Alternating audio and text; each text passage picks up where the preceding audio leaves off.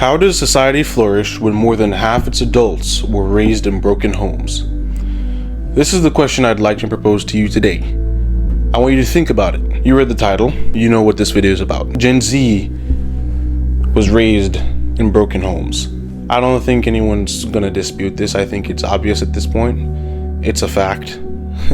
And I guess it depends on your definition of broken. What does broken look like? Well, I'd say my definition of a broken home is a family that split up, and the split caused a rift in that child's upbringing, right? The upbringing of the children that family or that union bore. That's one definition of a broken home. Another definition of a broken home is a family where a child or the children in that family grew up without one parent. It's a definition of a broken home. Another definition of a broken home is a family where the child or children in that family were abused by one or both parents. That's another definition. Another definition is a home where the child was essentially neglected, whether by means of complete omission, where both parents were absent, or both parents were present physically but absent mentally, emotionally, and otherwise. I'd say all those definitions are viable definitions of a broken home, and there are many, many, many more. And if you're watching this video, I assume that you relate to this to some degree or another, and it's unfortunate. I feel for you. It's a real issue, and I think many people avoid it for personal reasons. People avoid it. But I think it's something we should talk about, we should address. And for your sake personally, I think you should look inwards and try to think about how that has affected you and what beliefs and habits you've developed as a result of how you were raised, how you grew up. Because whether we like to admit it or not, the way we were brought up has a significant effect on us, right? Whether your parents would like to admit it or not, it does. Now, I'm not a huge fan of blaming. I'm not a huge fan of finding excuses to be mediocre. I'm not a huge fan of finding an excuse to be worse than you can be. I don't abide by any of those philosophies. I think no matter what situation or circumstance you grew up in, you have the potential to be far greater than you are right now. You have the potential to be far greater than you could possibly imagine. I truly believe that with my entire heart and soul. I believe that fully, and I've seen it. But there's a fact, there's a truth that remains true regardless of what we do, regardless of the development we have and encounter in our lives. And this is the truth that scars did hurt in the past, and they leave their mark, right? They leave their mark. Now, again, if you're watching this video, there's a high chance you know what I'm talking about. There's a high chance you relate. And I'm going to be intentional about looking directly in the camera as I say this. The experience you had as a child growing up has no implication whatsoever on the type of person you can be. Zero. And I want you to believe that. I want you to rewind this, skip it, and repeat it to yourself. I want you to write it down, and I want you to read it to yourself. The experiences you had as a child has no implication on the type of person you can be. Now, let's move on.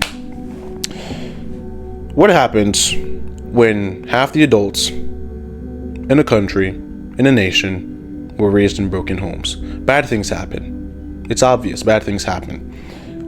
People become emotionally unstable. Infidelity becomes commonplace, right? It becomes the norm. People have commitment issues. People are unable to see eye to eye. Everyone has their guard up. No one is able to fully trust, right? No one is able to fully love. And if you've never learned how to love, if you had no example of what love is, then how can you replicate it? Unless you go through the rigors of teaching yourself.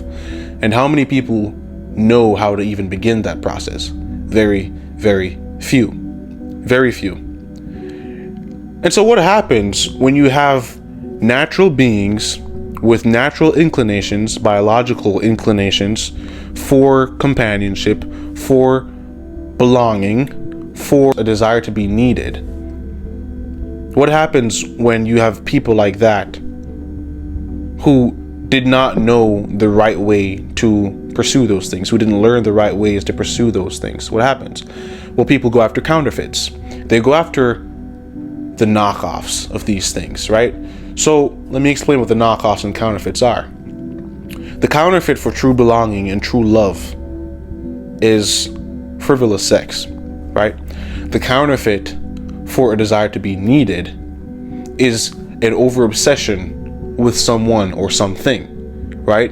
You start to obsess over weird things, right? The attention you should be giving a child of yours, right, you give to a dog, because you begin to second guess the quality of a parent you could be.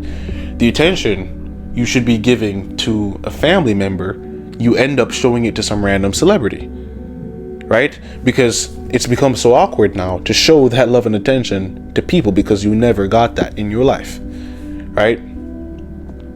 The love and attention you should be showing to your friends and receiving from your friends, you now give in some weird way to a TV show, right? Characters in a TV show.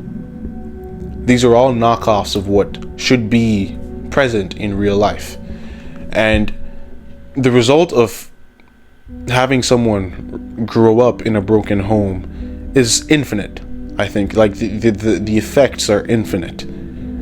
I'm working through it still, like how certain circumstances can come to affect someone, their life, and how they think. And I don't think there's an end to it. But I don't want to leave this video on a completely hopeless note. I want to explore some ideas that could possibly begin to solve and change the issue. And I think one way to look at yourself, because I mean, all change begins with an inward view, right? All change begins with a view of self. An unexamined life is a life not worth living. Socrates or Socrates. So you have to look inward if you want to make some sort of change. And the first step, I'd say, is what I said earlier. You have to fully believe that nothing you went through in the past has the ability or the power to completely change your future unless you allow it to. Nothing at all, right? So the first step is to have belief in your ability to change, your ability to progress, your ability to break cycles, right? That's the only way you'll see light at the end of the tunnel.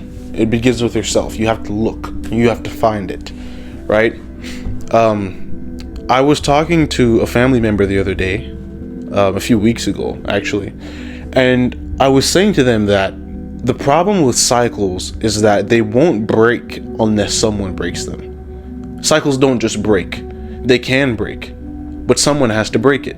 And what I mean by that is, if we play this game where we blame people, and because this thing happened to us in the past, we're now going to live our lives avoidant of this thing because we're afraid of the same thing happening again, then you realize that you create a negative cycle. That's what fear does. Fear cannot be the option. It cannot be the answer. Because unless someone is willing to step up to the plate and make the changes necessary, then no one in that family will ever get the opportunity to see that something different is possible. Someone has to step up to the plate. Things don't just change. Something has to change for something to change. I know that sounds crazy, but essentially what I'm saying is, essentially changes if nothing changes. Like, you have to change something, right? So the very fact that we grew up in broken homes is no excuse for us to continue that. The very fact that your dad might not have been faithful to your mom does not give you an excuse to not get married and not commit because you're not confident in your ability to stay faithful, right? And I know it's difficult. It's a difficult thing to go through. It's a difficult thing to confront. It's a difficult thing to deal with. And that's just an example. Like, there are tons of other examples of why a home could be broken. But they're difficult to encounter, especially when you're looking back on your own family members, your own situation, how it affected you, how it hurt you. Those nights of consistent crying, tears, and more tears, journaling, ripping pages out because you're afraid of one of your parents finding it, like traumatic situations like that. I know they exist, right? I know they exist, and these are real problems, and they're facing a lot of people nowadays, a lot of people. And I know you feel like no one sees you. I know you think it's something that only you struggle with, but I promise you that's not the case. Most people come from broken homes, right? But the first step to change, the first step to some sort of solution, is belief that you can change it. Is belief that there is change on the horizon. Is belief that if someone else can have a happy family, you can have a happy family. And if you can't have it handed to you, then you can create it. If you can't have it handed to you, then you can create it. You got to fully believe that. So I didn't make this video with solutions. I didn't come with solutions. I didn't come to aid you necessarily, apart from just talking about the issue and broadcasting it. But I thought I'd bring this conversation to YouTube, to social media, to foster critical thinking about these issues, to foster or to sow a seed of change. And I pray that whatever decision you end up making in the future will have a positive outcome. But you have to seek for that to be the case. Greatness doesn't happen by accident. Change doesn't come by accident. It has to be intentional. This one was a tough one to make. Thank you for watching. I appreciate it. This is Corban Conversations. Seek on. I will see you next time. Peace.